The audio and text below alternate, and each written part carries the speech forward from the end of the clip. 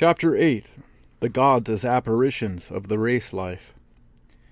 We are now in a position to understand, in some degree, the mysterious figures of the gods, those figures which, clothed with dominion and terror, or with grace and beauty, have hovered like phantoms for thousands and scores of thousands of years over the earlier races of the earth. When we look back at the wonderful panorama of them, at the timeless gods of Egypt, the strange mesmeric gods of India, the just yet merciful judges of Assyria, the gracious deities of Greece, the warlike, restless powers of Scandinavia, the faithful, terrible gods of Mexico, and all the grotesque, half-brute, half-human idols of countless savage races, or even at the deities and saints of the Christian Church, the Virgin Mary, the Holy Ghost, the infant or the crucified Christ, and the lesser figures grouped round them in the Catholic heaven. The question cannot but force itself on us. What is the meaning of it all? What gave to these figures their intense reality and significance for the people over whom they presided? For although modern science has tackled this question, and although we feel that the current explanations which it gives are suggestive, as of generalizations of nature phenomena, anthropomorphic superstitions, idealizations of heroic men and women, and so forth, modified by traditions and memories and dreams, and complicated by mistakes in the meanings of words and names, we feel also that these explanations fail almost entirely to account for the astounding power and influence of the figures concerned, or to reveal why to the savage and untutored mind mere traditions and generalizations and abstractions should have acquired such intense reality. For no one can consider the subject for a moment without seeing that for each race its gods were, at any rate in the earlier period of their apparition, actually existent beings. When we read that Phidippides, having been sent by the Athenians to Sparta to ask for aid against the Persians, was exhausted by the way, for he covered, it was said, the 150 miles in less than 2 days, and that as he rested for a moment in some quiet valley beside a spring, lo, the great god Pan appeared to him, and his voice was heard promising victory to the Athenians. And further, that the latter in consequence dedicated a temple to Pan after the Battle of Marathon, and honored him thenceforth with annual sacrifices and a torch race. We cannot but feel that whatever was the actual occurrence, the popular belief in the reality of the apparition and the voice was irresistible. Or when, in the Homeric epos, Athene comes from the sky and takes Achilles by his yellow hair, and the wrathful hero, at the behest of her terribly brilliant eyes, sheathes his sword. Or when, in the Mahabharata, the supreme god Krishna, in the form of the charioteer, holds long discourse with Arjuna on the field of battle, speaking words of eternal and divine wisdom. We see that though these incidents may be literary inventions, they derive all their force from the fact that they would appeal to an immense and widespread conviction that such incidents could and did occur. Or when we come to comparatively modern witnesses like St. Francis, who beheld the Madonna descend from the sky and place in his arms her divine Son, or Catherine of Siena, for whom heaven opened and showed her the Christ sitting upon the throne, or consider hundreds and hundreds of similar stories, and how the presence and activity and profound influence of such figures and beings have been admitted and accepted and insisted on by millions and millions of humankind in all races and in all ages. And the belief in them has compelled men in every conceivable heroism and devotion, and terror of death and sacrifice. It is impossible, I say, not to see how intense was the reality with which they were credited, and difficult not to suppose that, whatever these apparitions actually were, they represented some real forces, or force, influencing mankind. After what has been said in preceding chapters, it may be guessed what my answer would be to these questions. It is that these figures derive their profound influence from the fact that they represent the life of the race itself, that they are the manifestation and expression of that life, of which, as far as our bodies are concerned, we are offshoots and affiliations, so that through them we reach to another and more extended order of consciousness. We partake of a vaster life and are correspondingly deeply moved. If we look upon the vast race life as the manifestation of one great aspect of the world self or ego, and on the great formative ideas of the race as its gods, whose essence is eternal, but whose form, as we saw in the last chapter, is apparitional and dependent in some degree on outer circumstances, then we can understand how through these forms we may enter into the race life and the great ideas that inspire it, and come one step nearer to the world self. We may be lifted for a moment out of our workaday existence and touch upon that which is eternal. For the moment I only wish to suggest this general answer, and even so I do not wish to limit the answer too much, or say that it is the only, through the race life, that we reach a higher order of consciousness. But certainly, through the race consciousness much may come, and it may be worthwhile to consider it in more detail. In studying any phenomenon of the past, it is always advisable to try and detect it in the life of today. And the moment we do so, in this case, we see that the gods are still living and real all around us, allowing all one may for the mere cant or custom. Yet there are thousands and thousands round us to whom the figure of Christ, say, is an intense, a living, and an actually present reality. It is difficult to suppose that all these people are merely deceiving themselves. One must see that whatever this figure is, or proceeds from, it is much more than the imagination of a fairy tale, and represents a real power, there present and acting within the man. It is a thing of the same character as the deities of olden time.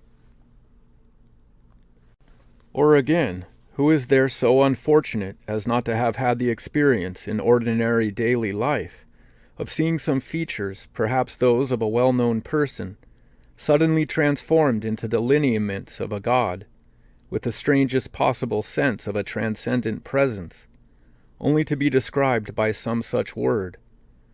Or why, on occasions, walking along the crowded streets, amid all the rubbish and riffraff of humanity, does a face suddenly appear, all glorified and shining, removed by a measureless gulf from those around, and disappear again in the stream? What is the meaning of these sudden halos and glamours? Dr. Buck, in his Memories of Walt Whitman, describes the profound impression produced upon him by his first interview with the poet. I remember well how, like so many others, I was struck, almost amazed, by the beauty and majesty of his person, and the gracious air of purity that surrounded and permeated him.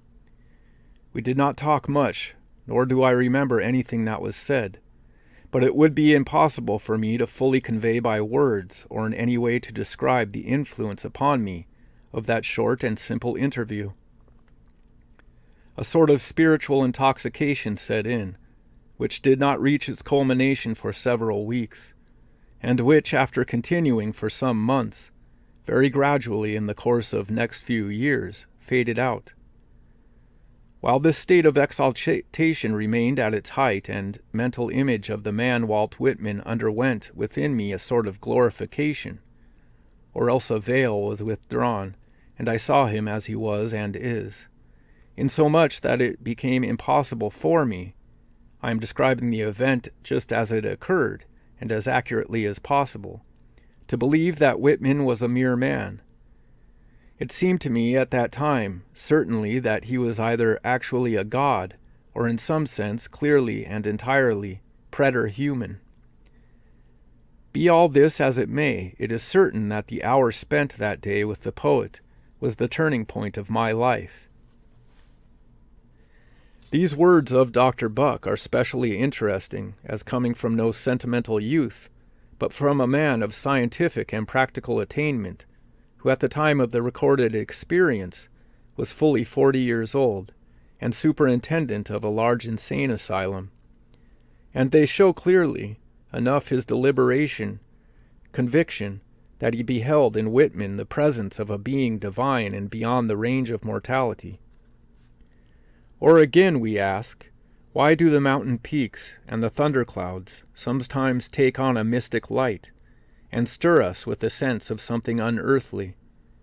Why in the sylvan glades do we become aware, perhaps quite unexpectedly, of a breathless stillness and magic, and the trees stand as though the wood god himself were there, and the air exhales a mystery?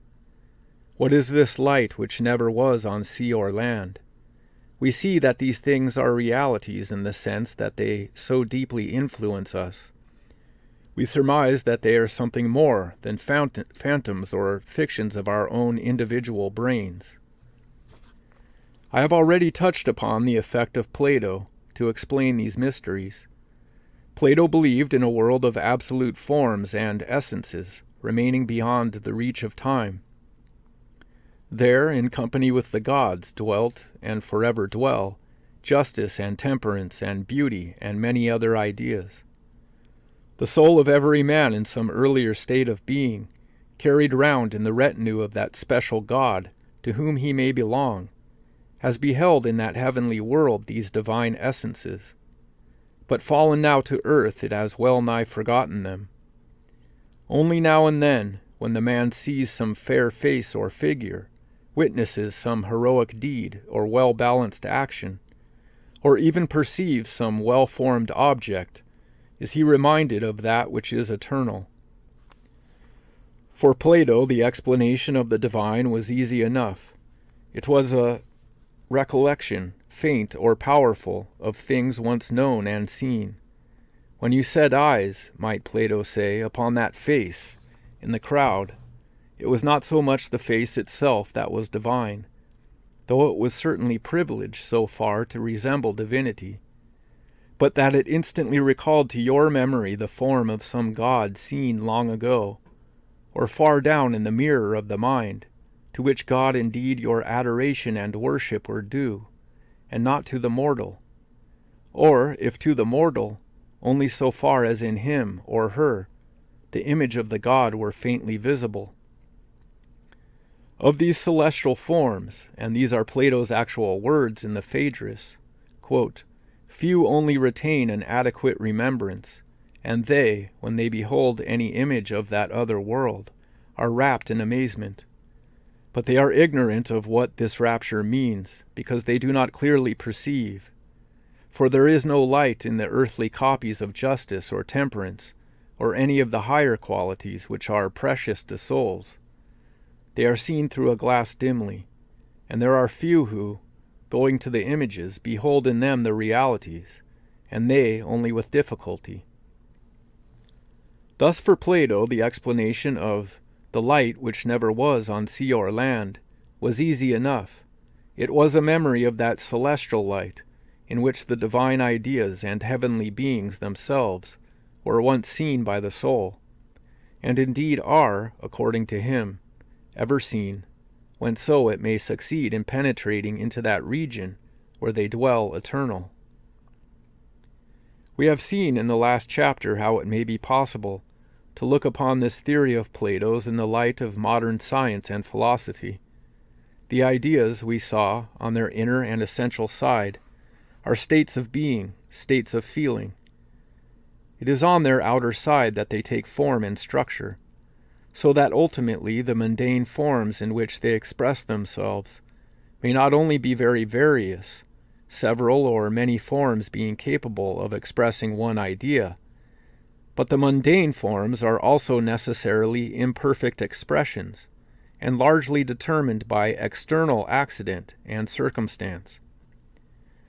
We also saw how heredity in the race comes in to stamp and accentuate the connection between a comparatively imperfect and accidental form, and the idea which it represents, and to such a degree that at the last mere momentary sight of the said imperfect form may wake the idea, or state of being and feeling, with the greatest intensity.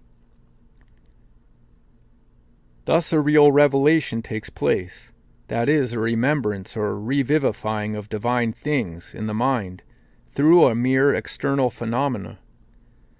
The countless memories of the race, all associated for generations with the particular object, or the sum and result of these memories, wake the idea in the mind of the present individual with a seemingly supernatural force.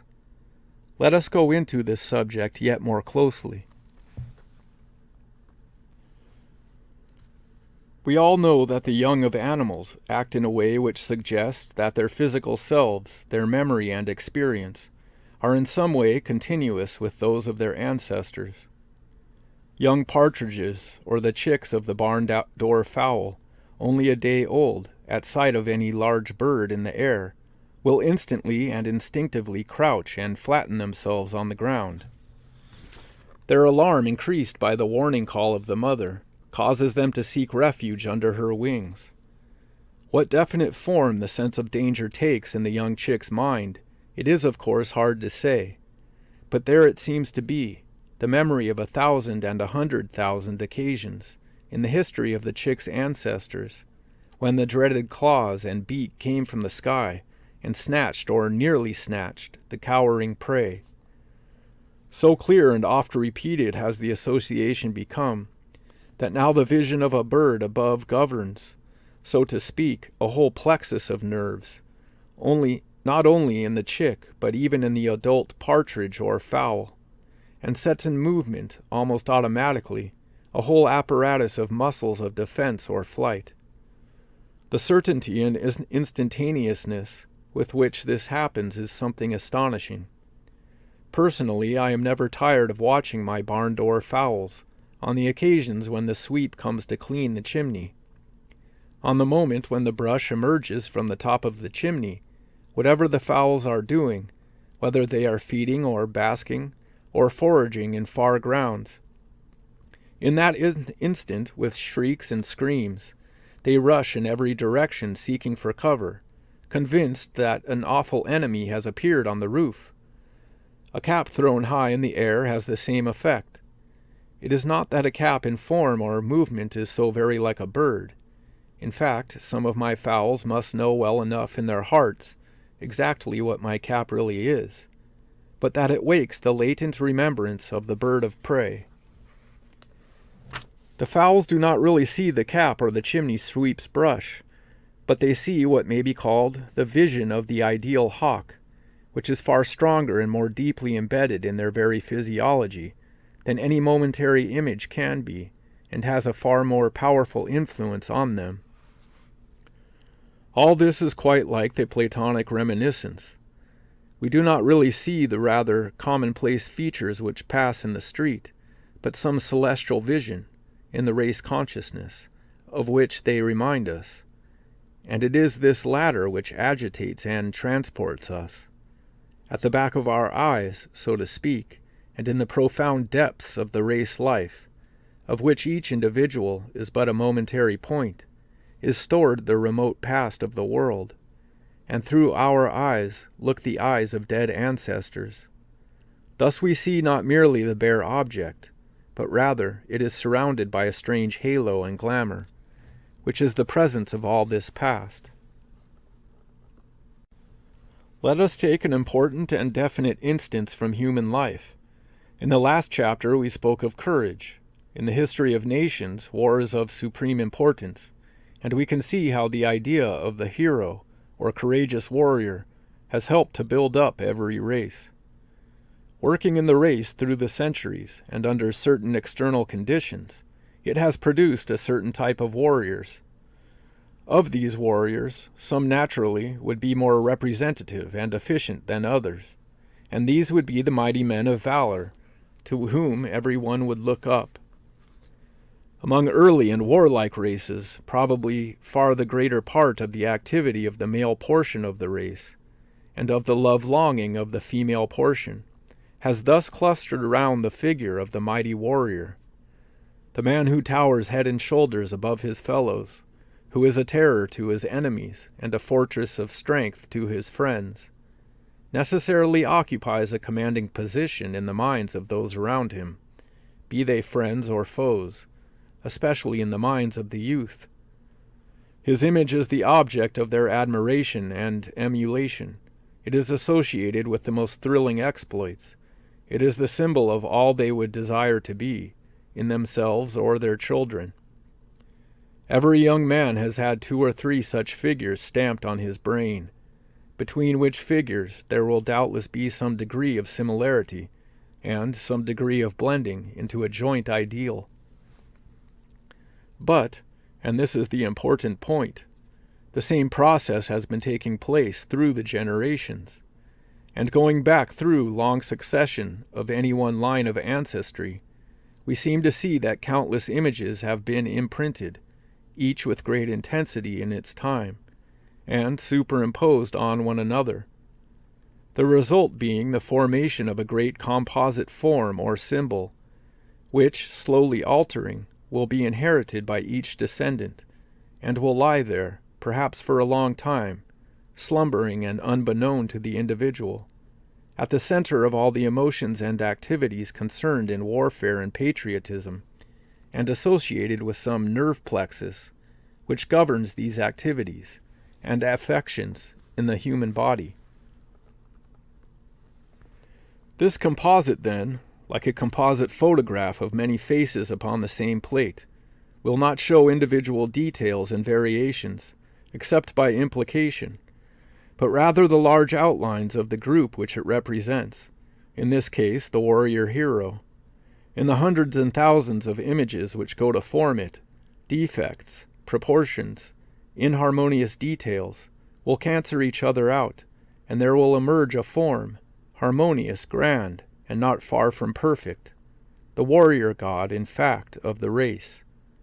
The result, so to speak, of the selection and chiseling of thousands of minds through the centuries.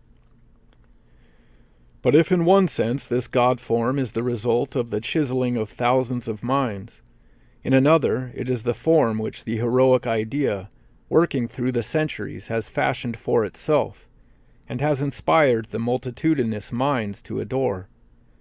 It is the god himself, as one aspect of the race life, whom we here see in his double activity, both as producing certain types of manhood, and as inspiring others to reverence and store in memory these types, so that at last, through the mortal types the god himself may be beheld, and the race life and race consciousness entered into.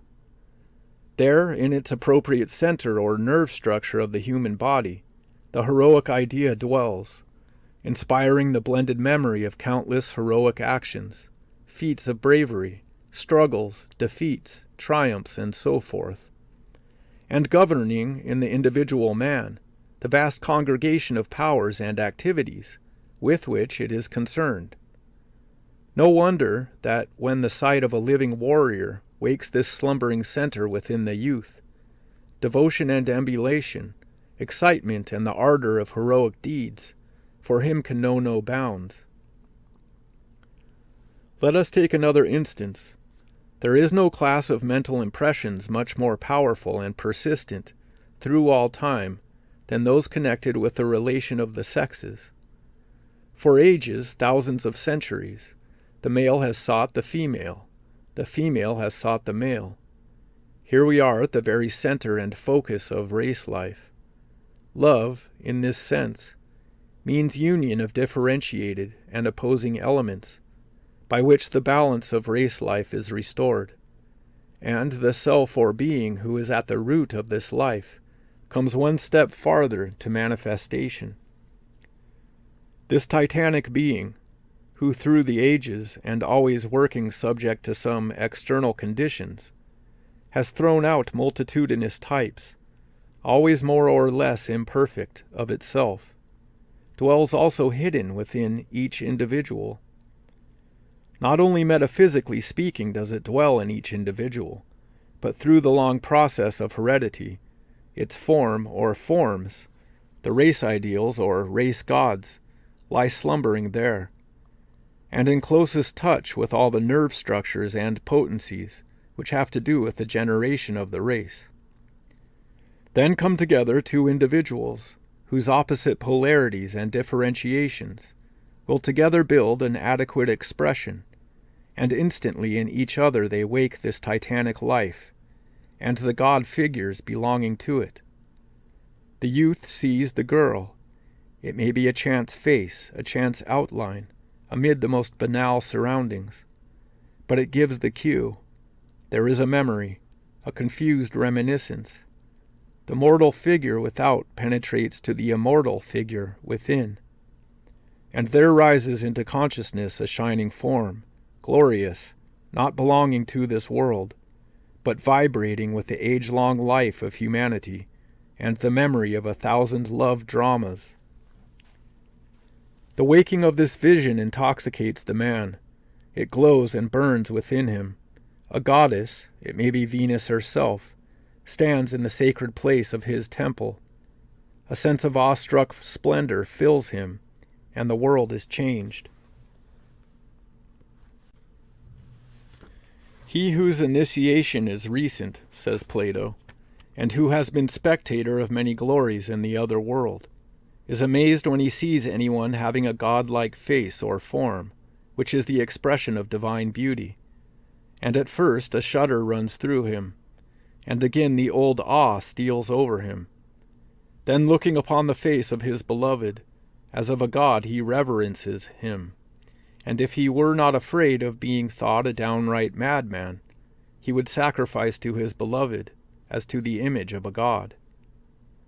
And Lafcadio Hearn, who in his Out of the East and in his Exotics and Retrospectives has written much that is suggestive on this point, says this visionary figure is, quote, a composite of numberless race memories, a beautiful luminous ghost made of centillions of memories. But he adds, somewhat in the spirit of Thomas Hardy, you will now remember the beloved seemed lovelier than the mortal woman could be. In truth, as we have said before, the mortal object which wakes the ideal in our minds, and the ideal itself, though occasionally confused, are on the whole clearly distinct and separable in thought from each other. They are perceived by separate faculties. The object, so far as it is a mortal object, is perceived by the senses, by surface sight and touch and hearing, but not so the inner vision. Plato says that this state of mind, in which divine beauty is seen, and which is associated with all real love, is a, quote, mania, and that only in this condition of mania can the heavenly facts be perceived or remembered. What he seems to indicate by this, and what we in modern speech should probably say, is that it is another state of consciousness which is concerned. That is, that while the objects of the outer world are perceived by us through the senses, coordinated under the conditions of the ordinary consciousness, these ancient race memories, and the feelings and visions which come with them, belong to another order of consciousness. Indeed, it almost seems obvious that it must be so. If the existence of race memories and of feelings and visions accompanying them is allowed at all, it would seem that these things must belong in some degree to the consciousness of the race, to a less individual and local consciousness than the ordinary one. The terms mania, then, or ecstasy, which would indicate the passing out from the ordinary consciousness into the racial or celestial, according as we adopt the modern or Platonic view, would seem quite appropriate. There is one other point here. I say the outer object and the ideal memory which it wakes in the mind, though separable in thought, are for a time confused with one another. The splendors of the ideal are showered upon and invest the object. Yet dimly the mind feels that it is remembering something, and wonders to what previous experience the object is akin. Is this the explanation of that curious sense of familiarity at first sight, which is so often excited by the idealization of another person? A memory is indeed awakened, and of a figure most intimate to one's self, but slumbering deep in the recesses of one's own mind. Going back to the subject of the warrior, we see that hero worship is not confined to that form. Worship of the athlete, the saint, the king, come under the same head. In modern Europe, as in ancient Greece, the athlete excites the mad enthusiasm of crowds. In India, as in medieval Europe, romance and idealism gather at least as strongly round the saint. These are matters of race and temperament.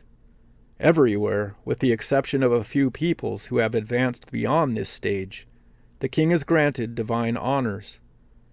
No one can witness this excitement produced by royalty without perceiving that it is an instinct, like that of bees for their queen, that is, a race consciousness or sentiment. The glamour is that of an idea, an ideal king, a figure composite in the memory of the race, and to the center of its age-long hopes and fears and growth and struggle and conquest. And the glamour is readily and easily transferred to the living and actual representative, however unworthy he may be. Almost everyone recognizes that it is so. The word king, spoken to an Englishman, wakes in his conscious mind a conjoint image of a succession of sovereigns, from Alfred, say, to Edward VII. But to his subconscious self, it means far, far more than that. It means an epitome of the devotion, the fear, the awe, the confidence which every one of his ancestors felt towards the ruler of his day, and that not only as far back as Alfred, but into the almost unending past, when the relation of every man to his chieftain was far closer than now. All this mighty mass of feeling concentrated in one great vision of kinghood, one instinct of devoted service. It is obvious that this mass of feeling being still there, and still centered and coordinated in that particular way, it must pour itself out at some time. And the particular royalty of the day is only the excuse, as it were, for such outpouring. But from this perception of a glow or halo round the figure of a king to his transformation into a god is but a short step.